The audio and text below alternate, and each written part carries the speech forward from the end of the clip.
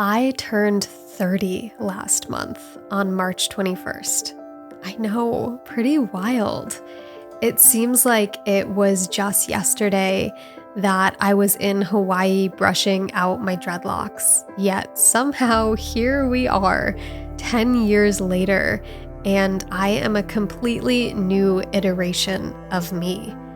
So a few days before my birthday, I sat down to reflect on the past decade of my life, things that I've experienced, lessons I've learned, and how I've grown into the version of myself that I am today. So buckle up, my friend. We are about to journey through my entire evolution since I first started this YouTube channel.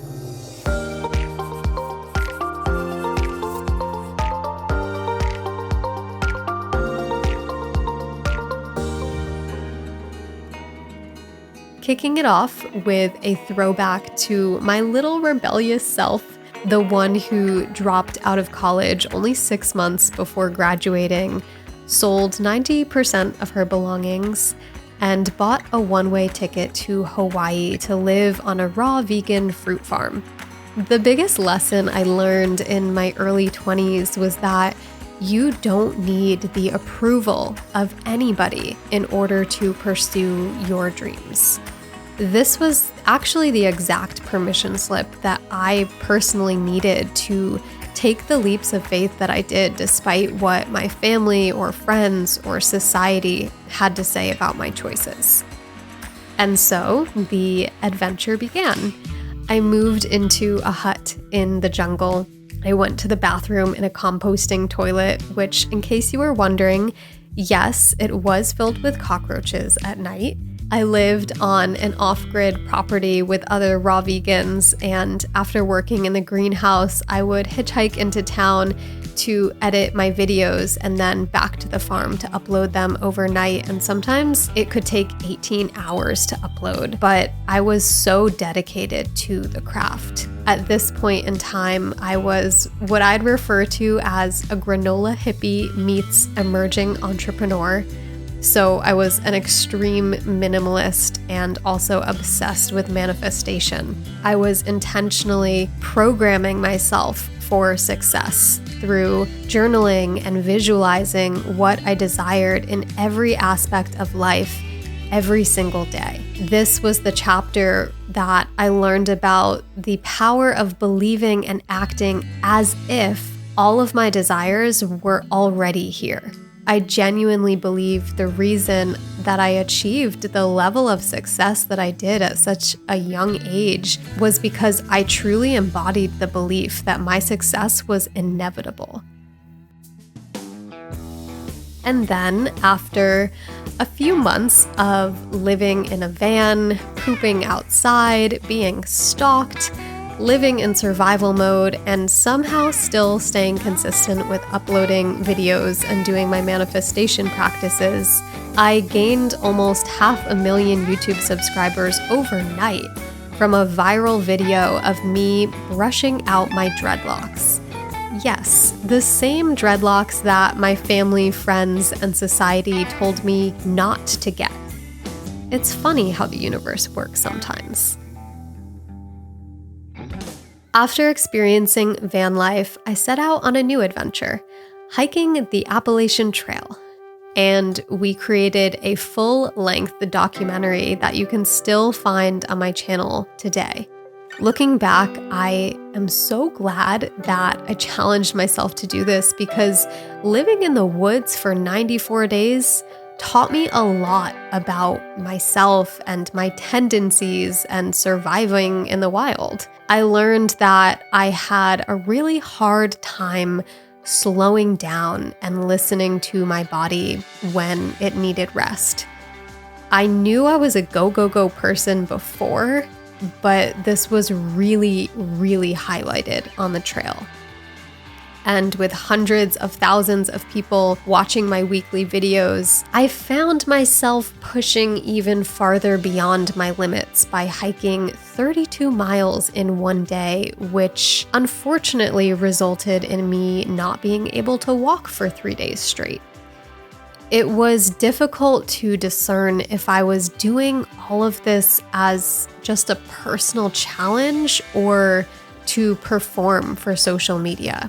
Thankfully, I got to a point where I finally listened to my body, and at 1,000 miles in, I decided I was complete. This was really when I started to consider that my worth might not be based on my performance. This next chapter is forever imprinted in my mind. In 2017, I moved into a beautiful home in Hawaii overlooking the ocean that perfectly resembled my past journal entries and visualizations of my ultimate dream home. It started off magical, but quickly took a turn. Note to self, don't move to the rainiest city in America.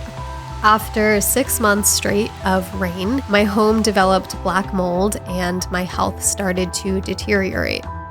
I suffered from chronic sinus infections, migraines, appetite loss, memory loss, and I used to do jumping jacks before filming videos because getting my heart rate up was the only thing that would let me breathe through my nose clearly. And when I found that my home was what was making me sick, I threw out almost everything I owned. I broke my lease and moved to the driest place that I knew, Colorado. Sometimes life hands you a curveball, and you can't see the greater purpose in that exact moment, but it always becomes clear at some point. After 6 months of detoxing, I started to feel like myself again. I also broke up with my boyfriend of 5 years, and I brought home Silo Nelson, and I moved in with my best friend Carly. This was when I got into biohacking and started seeking out new ways to improve my cognition because it never really went back to normal after the mold. This was also the chapter where I changed my diet from vegan to carnivore overnight. That was a pivotal moment for me, having been vegan for 4.5 years and one of the leading vegan influencers in the world at the time. I did my best to balance transparency with my community while also going through my own personal process as my vegan identity crumbled.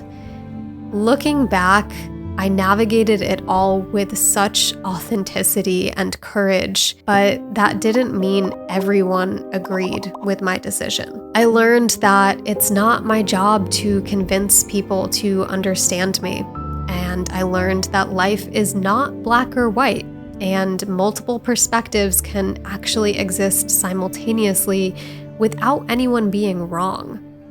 Parker, she's been known to try new things and push herself, but recently she was having some health difficulties and decided to try the carnivore diet after several friends, former vegans themselves, told her of the alleged benefits. For the next few years, I dealt with mass amounts of online hate and the psychological impact of being quote unquote canceled. To be entirely honest, it was torture. There were thousands of comments and videos that people made bashing my character, targeting my business, and making assumptions about my true intentions. I went into a freeze response, and I kept showing up without responding to the hate or clarifying the false accusations. It was a PR disaster, and it took a massive toll on my mental health. Every time I posted a new video, someone had something to judge about it and about me. I did my absolute best to stay strong, but honestly, I had really great coping strategies that made it appear like everything was okay and I was unfazed.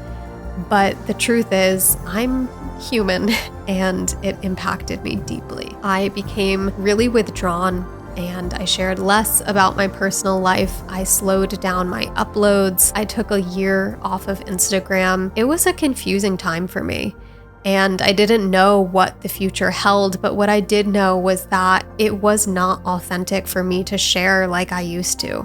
I needed time. to process. I needed space to reconnect with myself without people's projections getting in the way. The past few years have been all about inner healing and reclaiming my voice.